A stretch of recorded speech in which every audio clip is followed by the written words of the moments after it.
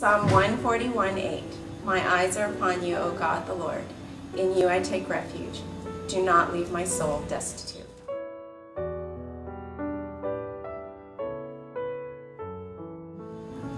Then Jesus said to his disciples, If anyone would come after me, he must deny himself and take up his cross and follow me. For whoever wants to save his life will lose it, but whoever loses his life for me will find it. Jeremiah 29:11.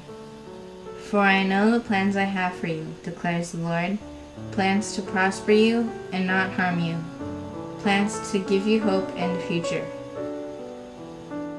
Ephesians 4:2. Be completely humble and gentle, be patient, bearing with one another in love. You know, for myself, a life verse that came to me is when I was laying down in the emergency room at UCLA Hospital, and I was having an angioplasty procedure going on. And I remember drifting in and out of consciousness as they're performing this procedure, and I could see cameras rolling up and down. I could hear people talking, and I would drift into sleep and come back into consciousness again. And I remember specifically hearing this one doctor talk to another doctor, because UCLA is a training hospital.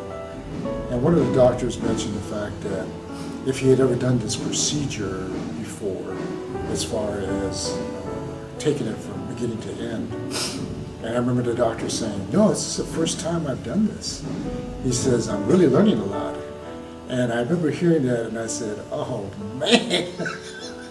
And so I guess the doctor who was asking the question said, oh, you better be quiet, the patient can hear you. And I said to myself, gee, I got a bunch of amateurs working on me.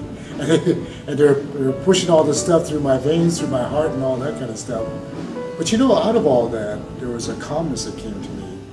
And I recall a certain verse that I remember reading in my daily bread that came from Psalms. And the verse was, some trust in chariots and some trust in horses, but we will trust in the name of the Lord our God.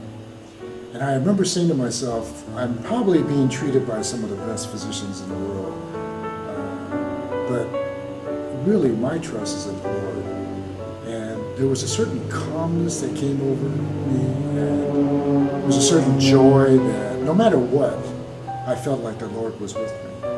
And I just remember that a lot of times we can put our trust in man, but really the real faith walk starts when we put our trust in the Lord. So that's my testimony, and that's my life verse. Psalms 20, verses 7 and 8.